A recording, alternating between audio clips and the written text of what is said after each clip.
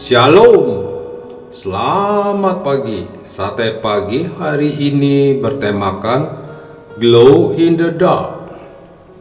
Firman Tuhan terambil dari Matius pasal 5 ayat 14 sampai dengan 16. Demikianlah hendaknya terangmu bercahaya di depan orang, supaya mereka melihat perbuatanmu yang baik dan memuliakan Bapa-Mu yang di sorga. Sedari kecil hingga dewasa ini, saya gemar sekali mengoleksi hiasan yang bisa menyala di dalam gelap, yang biasa disebut glow in the dark. Bentuknya ada bermacam-macam. Ada yang berbentuk binatang, bulan, boneka, bibir, hati, dan lain-lain. Hiasan ini akan bercahaya dan nampak begitu indah ketika berada di tempat yang gelap. Sebaliknya, keindahannya itu akan hilang jika berada di tempat yang terang. Setelah beberapa saat memandangi hiasan dinding glow in the dark di dalam kegelapan, saya teringat akan perkataan Tuhan Yesus yang menyatakan bahwa semua orang percaya adalah terang dunia. Sebagai orang percaya, pastinya kita tahu persis perihal ini. Akan tetapi, sudahkah kita memfungsikan diri sebagaimana mestinya, yaitu memberi terang di dalam kegelapan? Tentu kita sangat bersyukur dan beruntung ketika Tuhan Yesus menyebut kita sebagai terang dunia. Artinya, kita memiliki fungsi yang sangat berarti. Menjadi terang tidak hanya dilihat dari seberapa besar energi cahaya yang kita miliki, tetapi juga seberapa gelap dan luas tempat yang kita sinari.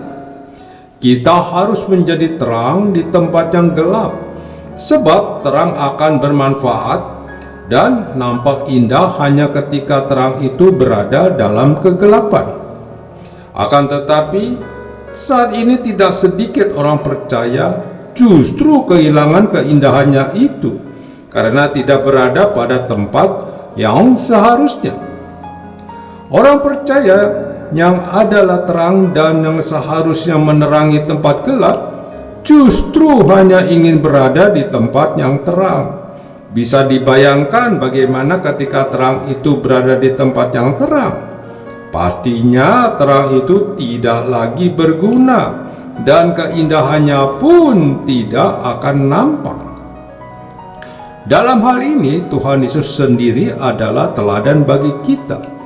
Yang perlu diketahui, ketika Tuhan Yesus melayani di dunia, Ia tidak hanya melayani di sinagog, justru sebagian besar waktunya dihabiskan di luar sinagog.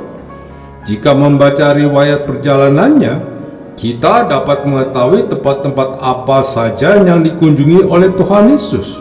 Yang pasti, Ia lebih memilih tempat yang perlu diterangi, seperti di rumah pemungut cukai, pasar, bukit, danau, bahkan tempat yang memungkinkan seorang pelacur untuk menghampirinya.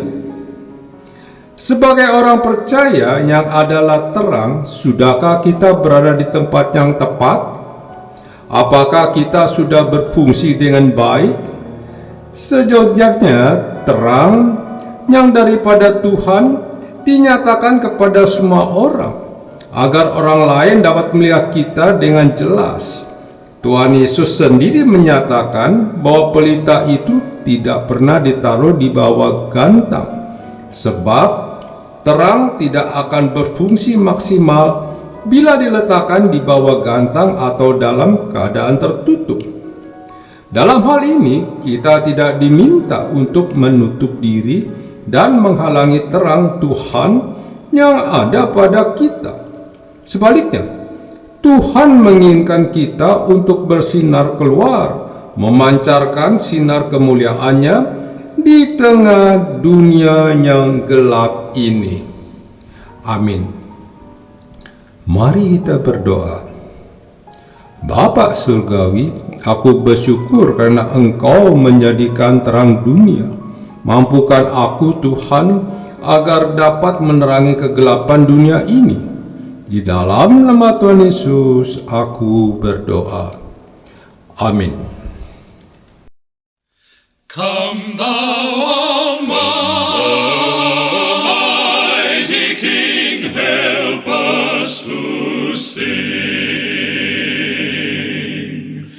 Come thou Almighty King, help us thy name to sing. Help us to praise, rather all glorious, o'er all victorious. Come and reign over us, Ancient of Days. Come, Holy Comforter, thy sacred witness bear in this glad Almighty art. Rule thou in my heart, and ne'er from us depart, Spirit of power. Thou art the mighty one, on earth thy will be done. From shore to shore, thy sovereign majesty may we in glory seen, and to eternity love